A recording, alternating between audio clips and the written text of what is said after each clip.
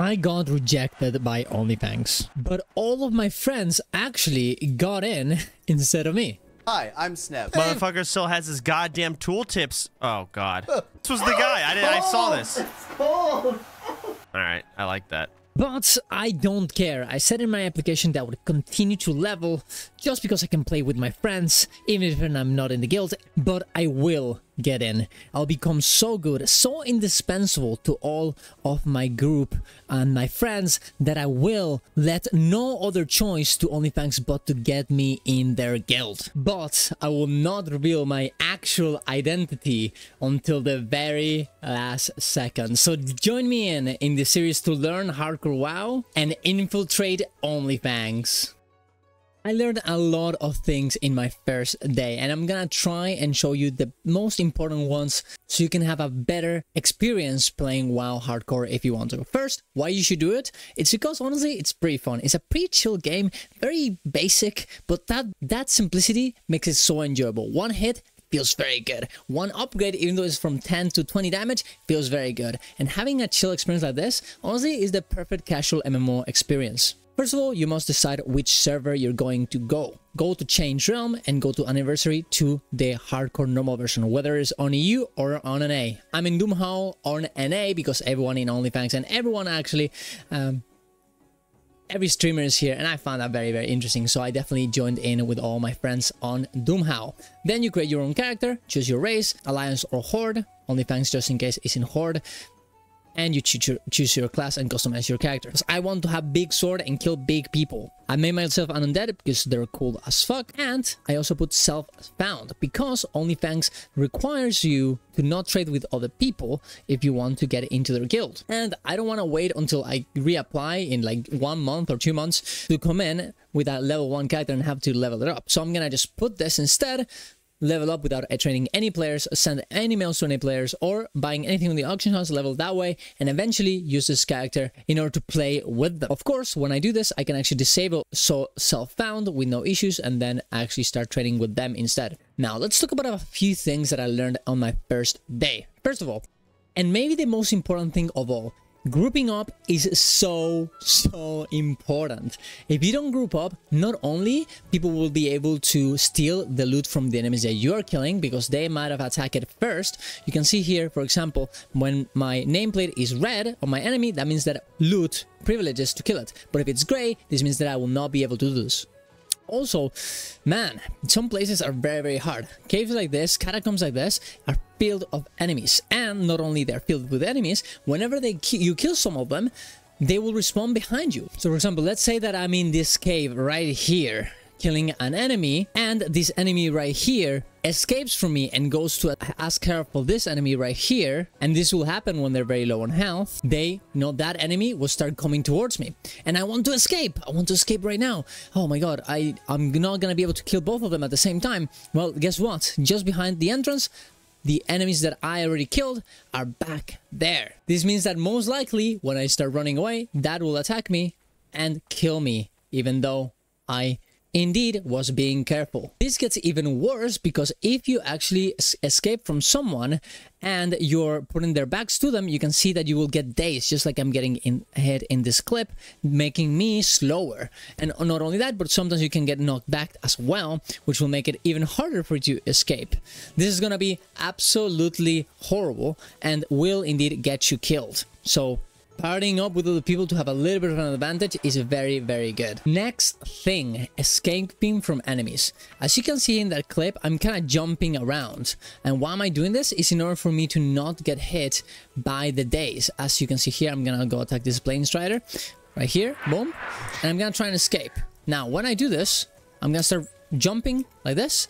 That way, my face will be, oh, well, I didn't do it correctly and I got dazed. But if I were to face at the exact moment as the enemy is attacking me, if I face them, they will not attack me from behind. And this means that I will not get dazed, which is very, very important. The important thing is that every time you attack an enemy, the leash of the enemy will indeed keep going. So even though I'm running away from him, if I attack him again, it'll reset and he will start again to follow me.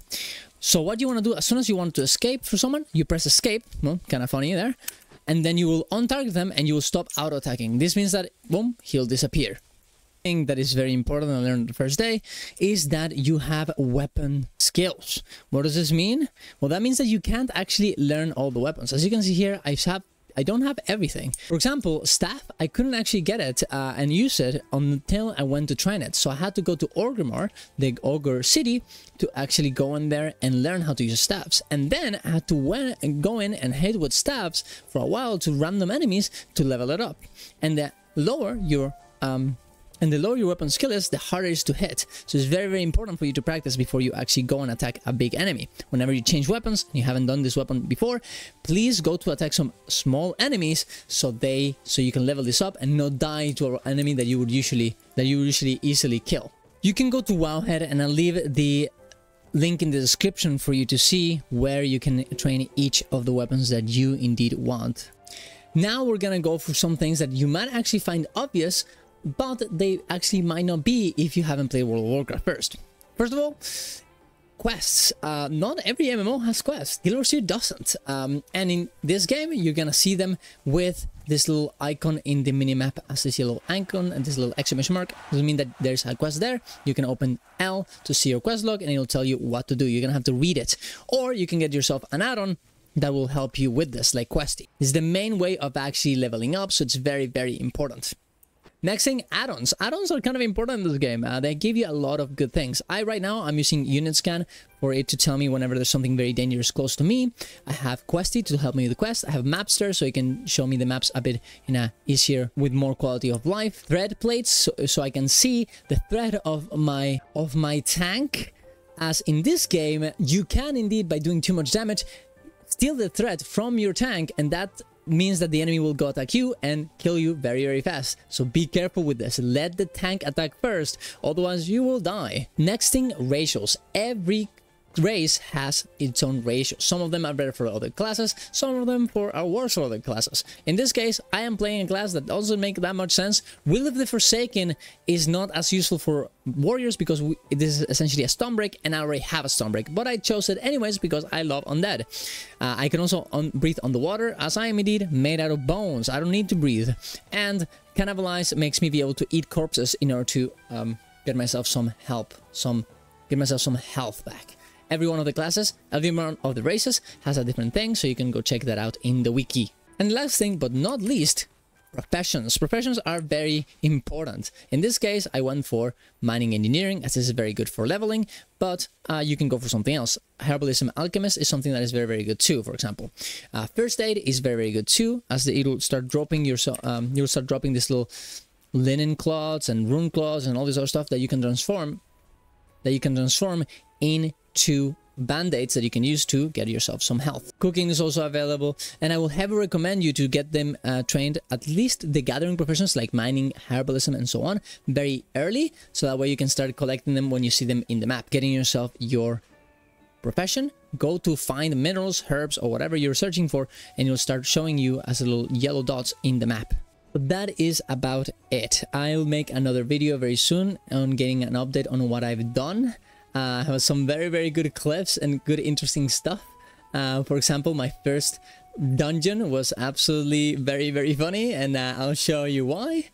So let me know if you have any other questions, and if you are excited for this series, please let me know. I'm interested, and if you have any recommendations, please let me know as well. I'll be streaming on Twitch with this avatar, so I can fool everyone. But yeah, we'll see how it goes, and I appreciate you guys all. See you guys around. Love you all. Bye.